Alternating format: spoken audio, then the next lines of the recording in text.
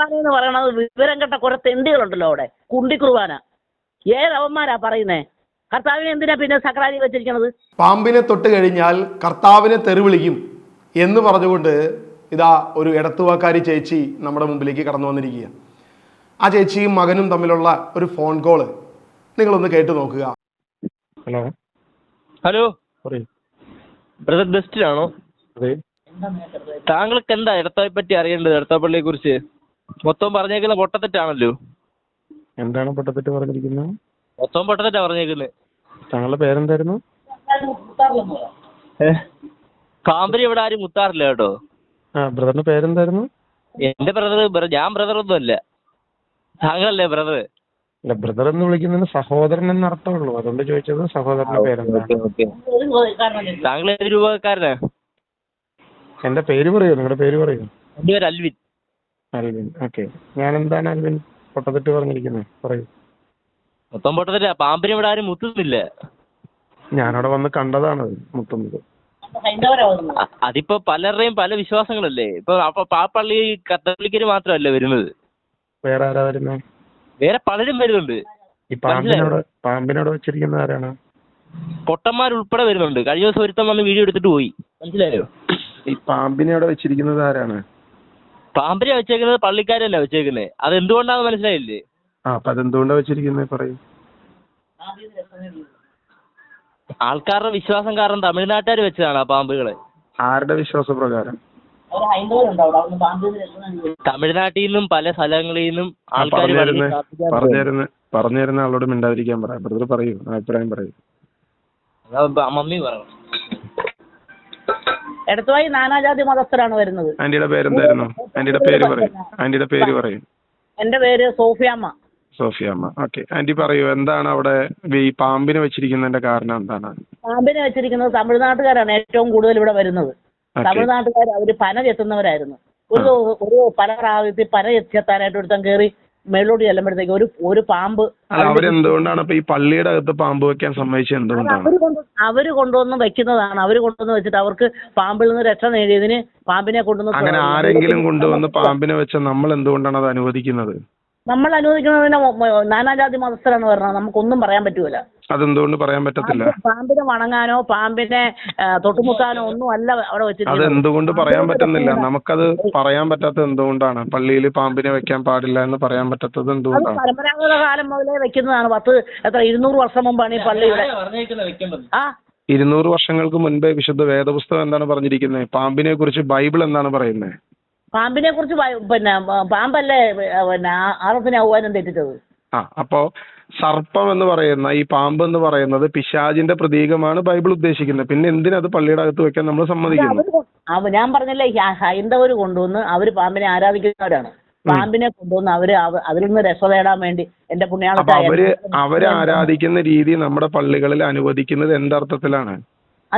ഒരർത്ഥവും ഇല്ല. അവര് കൊണ്ടുവന്ന് വെക്കുമ്പോൾ നമ്മൾ നാനാജാതി മതത്തിൽ വരുന്നത് കാരണം നമുക്ക് അതിനെപ്പറ്റി അവരോട് അതുപോലെ പറയാൻ പറ്റില്ല. അത് ചെയ്യാൻ പാടില്ല എന്ന് പറയാത്തത് എന്തുകൊണ്ടാണ്? നമ്മളത് മാറ്റാത്തത് എന്തുകൊണ്ടാണ്? പാമ്പിനെ ആരാധിക്കാനല്ല കൊണ്ടുവന്ന് വെച്ചിരിക്കുന്നത്. അല്ല, വേണ്ട, അവിടെ കൊണ്ടുവന്ന് വെക്കാൻ പറ്റില്ല എന്ന് നമുക്ക് എന്തുകൊണ്ട് പറയാൻ കഴിയുന്നില്ല?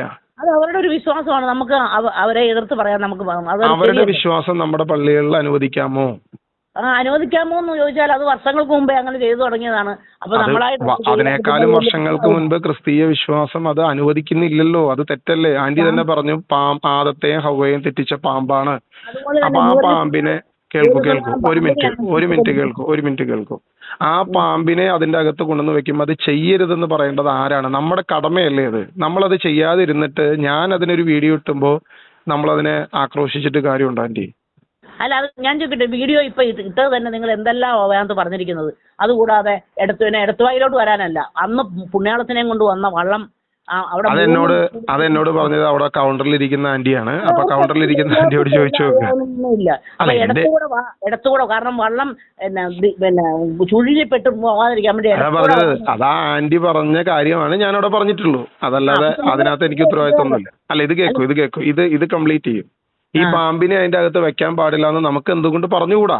അവരുടെ വിശ്വാസം അത് അവരുടെ അമ്പലങ്ങളിലോ അവരുടെ വീടുകളിലോ ചെയ്യാനല്ലേ അനുവദിക്കേണ്ട ആവശ്യമുള്ളൂ. നമ്മുടെ ചർച്ചിന്റെ അകത്ത് ഈ പാമ്പിനെ കൊണ്ടുവന്ന് വെക്കാൻ എന്തിനനുവദിക്കുന്നു? അല്ല, അവർ കൊണ്ടുവന്ന് വെച്ചു, അതെടുത്ത് കളഞ്ഞൂടെ? എന്തിനാണത്? ഇപ്പൊ ഒരു വികാരിയച്ഛൻ വന്നോ അല്ലെ അവര് വന്നോ അത് മാറ്റി കളഞ്ഞാൽ ചില ആന്റി അത് ക്രിസ്തീയമല്ലല്ലോ, അത് ക്രിസ്തീയമല്ലല്ലോ. അപ്പൊ അതെടുത്ത് കളയേണ്ടത് ഉത്തരവാദിത്വം നമ്മുടെയല്ലേ? നമ്മൾ എന്ത് സാക്ഷ്യമാണ് അതുകൊണ്ട് കൊടുക്കുന്നത്? ആളുകളെ വഴി തെറ്റിക്കുകയല്ലേ? ഞാൻ അവിടെ വരുന്ന അന്ന് 2-3 ചേച്ചിമാര് വന്ന് അതിനെ മുത്തുന്നത് ഞാൻ കണ്ടതാ, തൊട്ടുമുത്തുന്നത് ഞാൻ എന്റെ കണ്ണുകൊണ്ട് കണ്ടത്.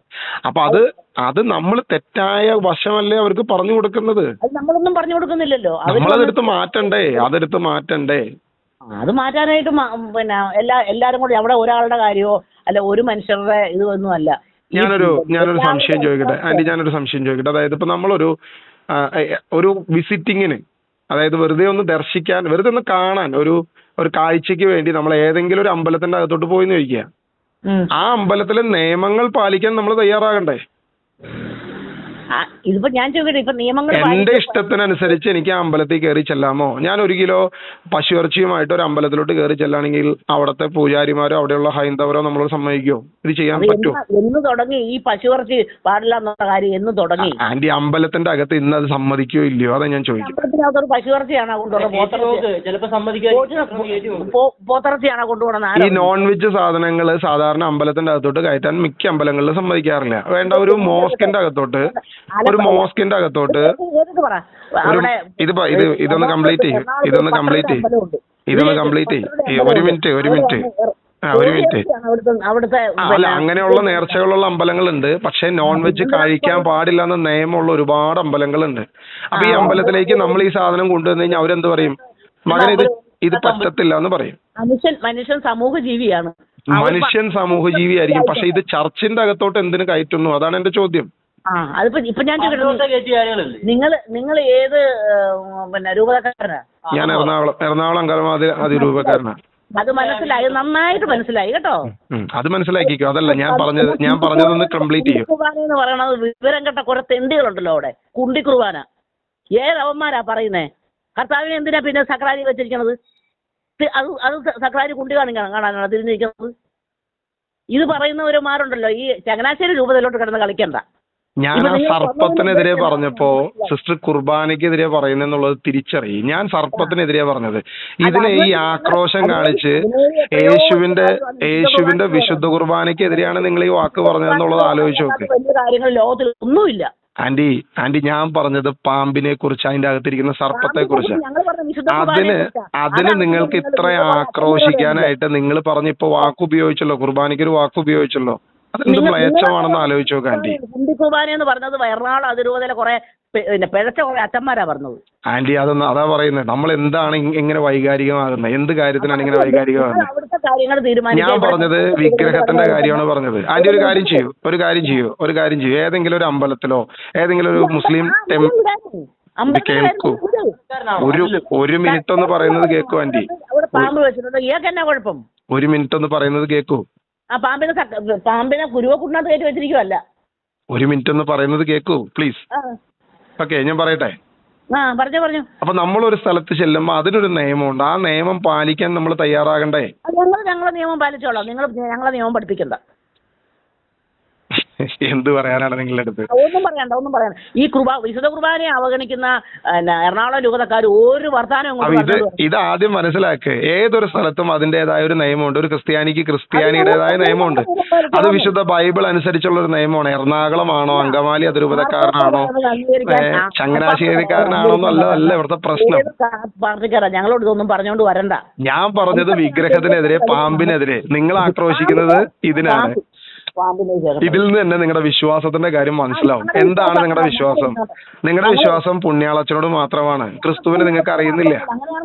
ഈ ലോകത്തിലുള്ള എല്ലാ പള്ളികളിൽ നിന്നും വിശുദ്ധന്മാരെ നിങ്ങൾ പറഞ്ഞ കാര്യം വളരെ ക്ലിയർ ആണ്. യേശുവിനെയാണ് നിങ്ങൾ വിശ്വസിക്കുന്നതെങ്കിൽ യേശുവിന്റെ കുർബാനയ്ക്കെതിരെ നിങ്ങൾ പറയത്തില്ല.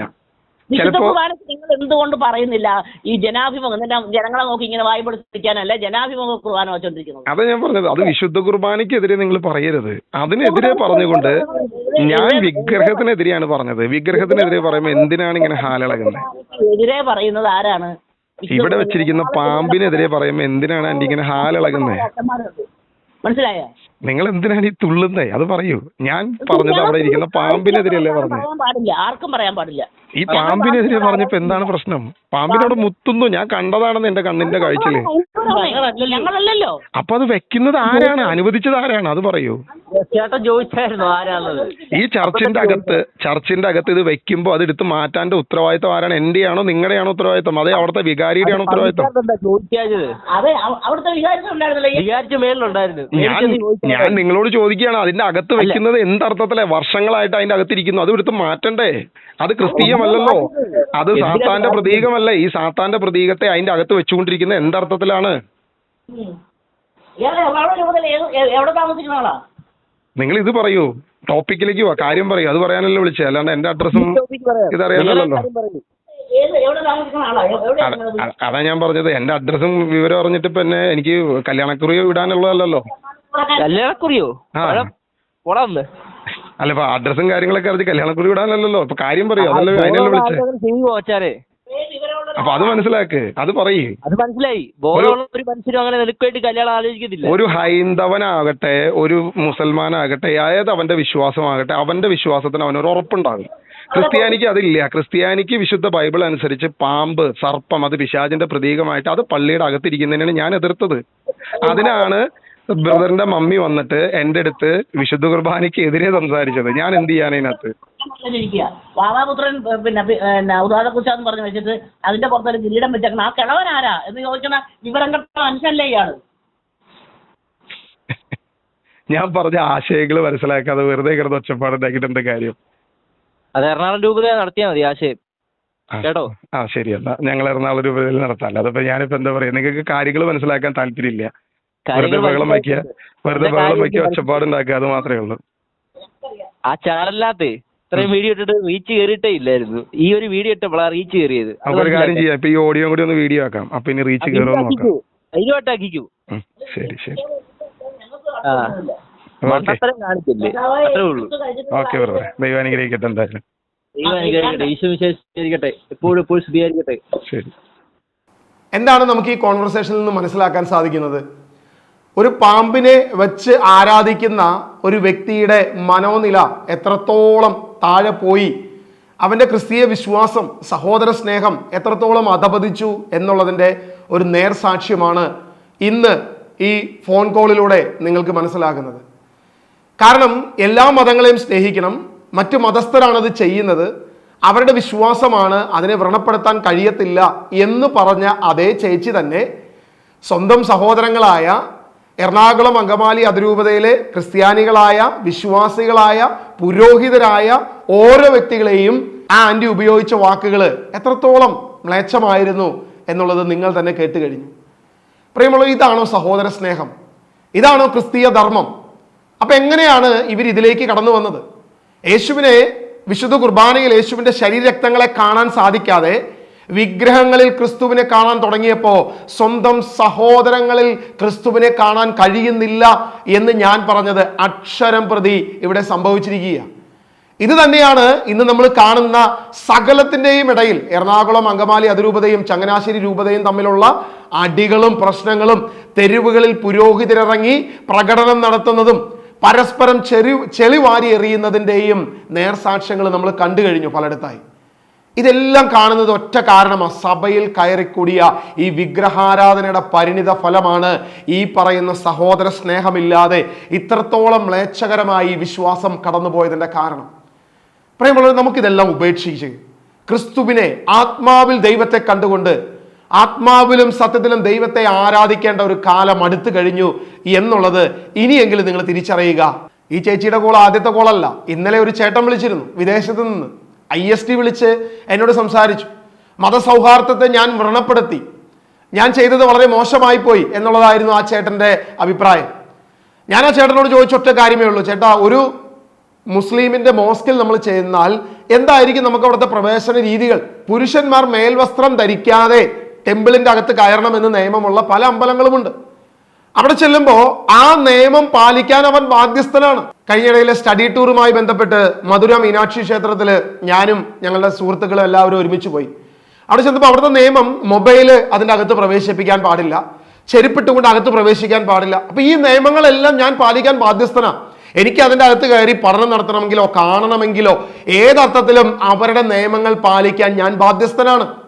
ഇത് തന്നെ ക്രിസ്തീയ വിശ്വാസത്തിന്റെ പശ്ചാത്തലത്തിൽ ഒരു പള്ളിയുടെ അകത്ത് കയറിയാൽ ഏത് മതത്തിൽപ്പെട്ടവനും ഏത് വിശ്വാസിക്കും ആ ക്രിസ്തീയ വിശ്വാസത്തിന്റെ മാനദണ്ഡം പാലിക്കണമെന്ന് എന്തുകൊണ്ട് നമുക്ക് പറഞ്ഞുകൂടാ? എന്തുകൊണ്ട് നമുക്ക് പറയാൻ കഴിയുന്നില്ല? ഇതാണോ മതസൗഹാർദ്ദം? അങ്ങനെ ഒരു മതസൗഹാർദ്ദം വിശുദ്ധ വേദപുസ്തകം നമുക്ക് നൽകുന്നുണ്ടോ? നമ്മളത് പരിശോധിച്ച് നോക്കുക. കാരണം പാമ്പിനെ വിശുദ്ധ ബൈബിൾ പ്രതിപാദിക്കുന്നത് പിശാച് എന്ന തലത്തിലാണ്. ആ ചേച്ചി തന്നെ പറഞ്ഞു, സർപ്പം എന്ന് പറഞ്ഞാൽ അത് പിശാചിന്റെ പ്രതിരൂപമായിട്ടാണ് ബൈബിൾ കാണുന്നത്.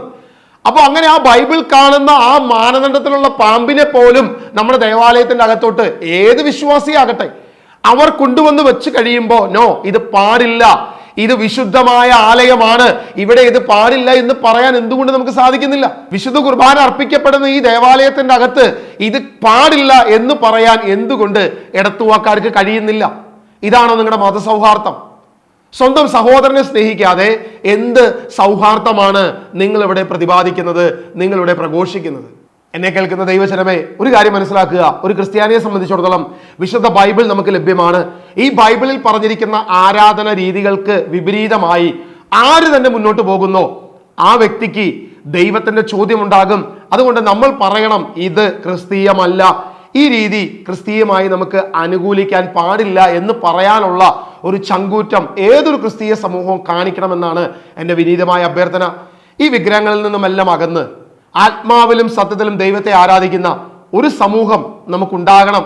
പരസ്പരം വിദ്വേഷങ്ങളും വെറുപ്പുകളും വൈരാഗ്യങ്ങളും അങ്ങോട്ടും ഇങ്ങോട്ടും കരിവാരി തേക്കുന്ന മോശപ്പെട്ട വാക്കുകൾ പറഞ്ഞ് സഹോദര സ്നേഹമില്ലാതെ രൂപതകൾ തിരിഞ്ഞ് അതിരൂപതകൾ തിരിഞ്ഞ് ഓരോരോ ഡിനോമിനേഷനുകൾ തിരിഞ്ഞ് യുദ്ധമുണ്ടാക്കാനല്ല നമ്മൾ ക്രിസ്ത്യാനി എന്ന് പറയപ്പെടുന്ന ഒരു വിശ്വാസ സമൂഹത്തിലായിരിക്കുന്നത്. പരസ്പരം സ്നേഹിച്ചുകൊണ്ട് യേശുവിൻ്റെ പ്രബോധനങ്ങളെ മുന്നോട്ട് വയ്ക്കുവാൻ, ക്രിസ്തു നൽകിയ ആ സ്നേഹത്തെ ലോകമെങ്ങും പ്രഘോഷിക്കുവാൻ നമ്മൾ തയ്യാറാകണം. അതാണ് കർത്താവ് പറഞ്ഞത്. ആത്മാവിലും സത്യത്തിലും ആരാധിക്കുന്ന ആരാധകരെയാണ് ദൈവം ആഗ്രഹിക്കുന്നത്, പിതാവായ ദൈവം ആഗ്രഹിക്കുന്നത്. സമരിയാക്കാരി സ്ത്രീയോട് യേശു പറഞ്ഞ അതേ വാക്ക് തന്നെ നമുക്ക് ഒരുമിച്ച് ഒരു മനസ്സോടെ കെട്ടിപ്പടുക്കാം. ആത്മാവിലും സത്യത്തിലും ദൈവത്തെ ആരാധിക്കുന്ന ഒരു സമൂഹത്തെ നമുക്ക് ഒരുമിച്ച് ചേർക്കാം. അതിന് ദൈവം അനുവദിക്കട്ടെ, അതിന് ദൈവം കൃപയാകട്ടെ എന്ന് പ്രാർത്ഥിക്കുന്നു. മതസൗഹാർദ്ദം എന്ന് പറഞ്ഞ് തൊട്ടടുത്ത നിമിഷം അച്ഛന്മാരെയും എറണാകുളം അതിരൂപതയിലുള്ള സഹോദരങ്ങളെയും തെറി വിളിച്ച ചീത്ത പറഞ്ഞ ചേച്ചിയോട് എനിക്കൊന്നേ പറയാനുള്ളൂ. ഈ വിഗ്രഹത്തിന്റെ പിന്നാലെ പോയാൽ, ഈ പാമ്പുകളുടെ പിന്നാലെ പോയാൽ, ഇത്തരം പുണ്യാളന്മാരുടെ പിന്നാലെ പോയാൽ ഒരിക്കലും അത് ക്രിസ്തീയതയാകത്തില്ല.